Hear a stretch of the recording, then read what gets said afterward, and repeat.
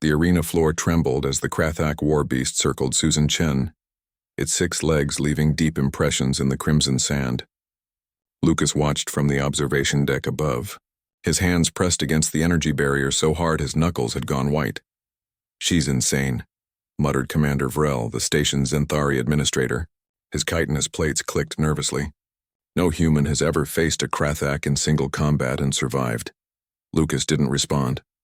He'd learned long ago that arguing with Susan was like arguing with a supernova, spectacular, futile, and likely to leave you burned. The beast was massive, easily 4 meters tall at its muscular shoulders, with crystalline spikes running along its spine that hummed with stored kinetic energy.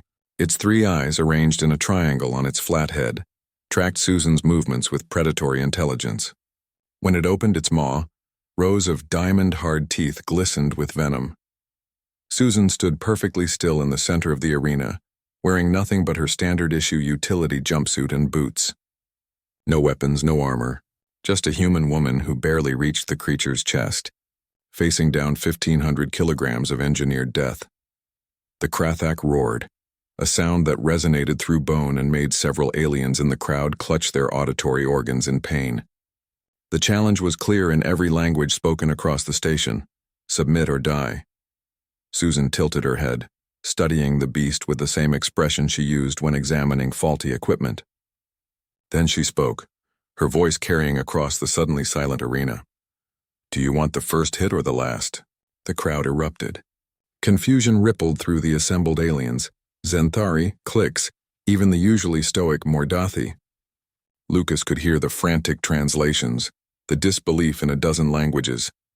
The Krathak hesitated. In its genetically programmed mind, prey ran or fought. They didn't ask questions.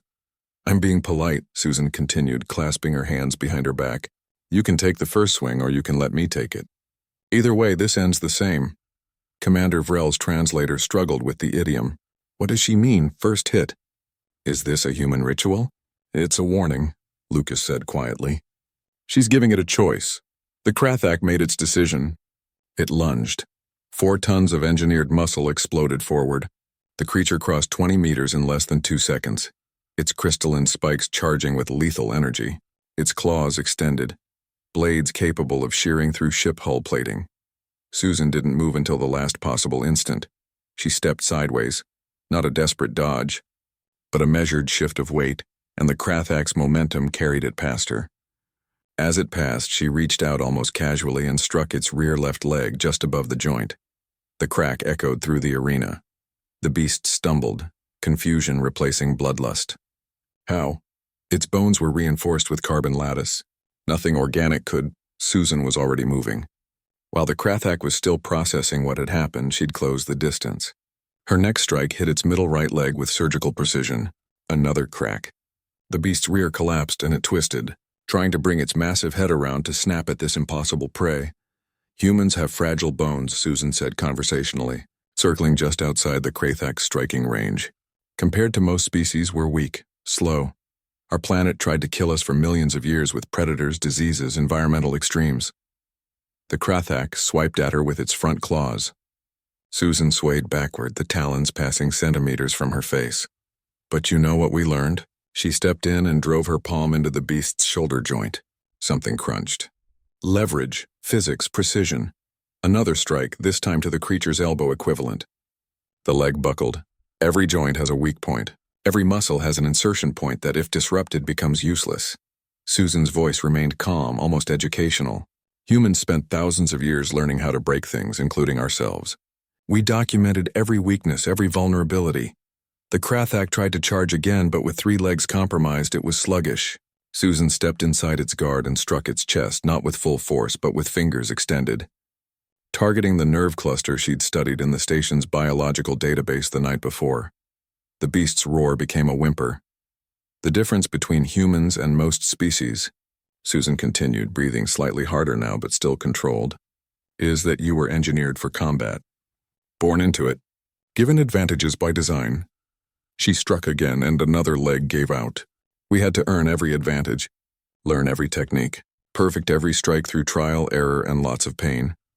The Krathak was down to 2 functional legs now, its 3 eyes wide with something that might have been fear, It snapped at her desperately, but Susan caught its lower jaw with both hands. For a moment, human and beast were locked together, struggling. Then Susan twisted. The Krathak's jaw dislocated with a wet pop. The creature collapsed, conscious but completely immobilized. Its nervous system overloaded from the precise trauma inflicted on its motor control points. Susan stepped back, rolling her shoulders. "I gave you the choice," she said quietly. "First hit or last? You chose first." The arena was silent. Susan turned and walked toward the exit, calling up to the observation deck. "Lucas, are you getting lunch or are you going to stand there all day?" Lucas realized he'd been holding his breath. Around him, aliens were staring at Susan's retreating form with expressions ranging from horror to awe. "How?" Commander Vrel whispered. "How did she—" "Humans don't fight fair," Lucas said, finally allowing himself to smile. "We fight smart. There's a difference." He headed for the exit. Also, Susan has 5 black belts in various martial arts and spent 2 years studying xenobiology, specifically to identify vulnerabilities in non-human physiology. She takes her hobbies seriously. "That was a hobby?" Vrel's voice pitched higher. Lucas paused at the doorway. "Commander, humans spent millennia fighting our own planet, our own diseases, our own predators, and each other. We've developed thousands of ways to hurt things, efficiently, precisely, and with minimal effort." He glanced back at the still whimpering Krathak. Susan just asked politely first. "For us, that's actually showing remarkable restraint." He left Commander Vrel staring after him, processing the implications. In the corridor, Susan was waiting, checking her knuckles for bruising. "Took you long enough." "I'm starving." "You know you're going to give aliens nightmares, right?" Susan grinned. "Good. Maybe they'll stop kidnapping humans for their stupid arena fights." She started walking toward the dining hall. "Besides, I did ask nicely." Lucas laughed and followed. That was the thing about humanity, they always asked nicely first. The universe was still learning what happened when the answer was no.